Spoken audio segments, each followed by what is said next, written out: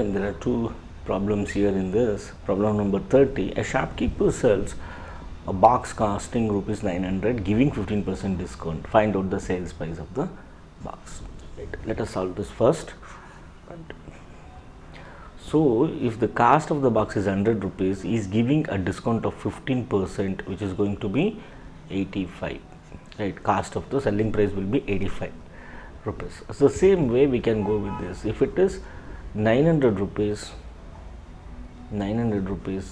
into 85, that divided by 100. Two zeros will be cancelled.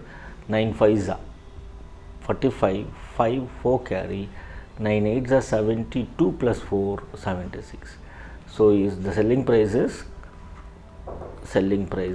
765 rupees.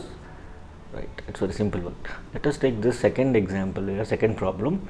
The HCF and LCM of two numbers is 18 and 252 respectively. If one number is 126, find out the other number. You know this is HCF into LCM is equal to product of two numbers, right?